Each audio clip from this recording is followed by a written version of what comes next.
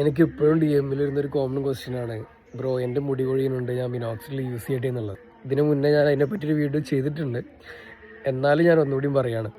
നിങ്ങൾ ഒരിക്കലും മുടി കൊഴിയുമ്പോഴേക്ക് പോയി മിനോക്സിഡിൽ യൂസ് ചെയ്യരുത്. ഇപ്പോൾ എൻ്റെ പ്രശ്നം പറയുകയാണെങ്കിൽ, എനിക്ക് ജനറ്റിക്കൽ ഹെയർ ലോസ് ആണ്. എൻ്റെ വീട്ടിലാണ്, എൻ്റെ അമ്മയുടെ വീട്ടിലാണെങ്കിലും അച്ഛൻ്റെ വീട്ടിലാണെങ്കിലും എല്ലാവരും ബാൾനെസ്സാണ്. സോ എൻ്റെ പ്രശ്നം എന്ന് പറയുന്നത് ജനറ്റിക്കലാണ്, ഒരു പാരമ്പര്യമായിട്ടുള്ളൊരു ബാൾനെസ്സാണ്. എൻ്റെ മുടി ഓൾറെഡി പോയതുകൊണ്ട് എനിക്ക് ഒന്നല്ലെങ്കിൽ ട്രാൻസ്പ്ലാന്റ് ചെയ്യണം, അല്ലെങ്കിൽ മിനോക്സിഡിൽ യൂസ് ചെയ്യണം. എൻ്റെ മുന്നിൽ എനിക്ക് ആകെ ഓപ്ഷൻ ഉണ്ടായിരുന്നത് ഇത് രണ്ടും മാത്രമേ ഉണ്ടായിരുന്നുള്ളൂ. അത് നിങ്ങൾ കണ്ടെത്തേണ്ടത് നിങ്ങളുടെ പ്രശ്നം എന്താണെന്നാണ്. ചിലപ്പോൾ വിറ്റാമിൻ ഡിയുടെ പ്രശ്നമായിരിക്കാം, അല്ലെങ്കിൽ സിങ്കിൻ്റെ കുഴപ്പമായിരിക്കാം, അല്ലെങ്കിൽ ബയോട്ടിൻ്റെ കുഴപ്പമായിരിക്കാം.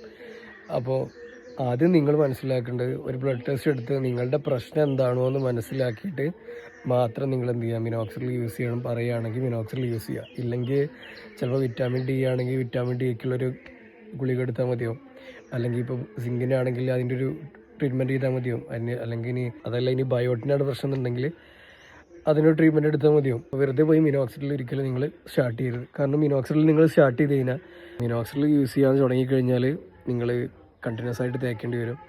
മിനിമം ഒരു 4-5 വർഷം നിങ്ങൾ കരുതേണ്ടി വരും തേക്കാൻ വേണ്ടിയിട്ട്. അപ്പോൾ അത്രയും കാലത്തോളം നിങ്ങൾക്ക് തേക്കാൻ കഴിയും. നിങ്ങൾ തേക്കുന്നൊരു ഡെഡിക്കേഷൻ ഉണ്ടെങ്കിൽ മാത്രമേ നിങ്ങൾ എന്ത് ചെയ്താൽ മതി, മിനോക്സിഡിൽ യൂസ് ചെയ്താൽ മതി.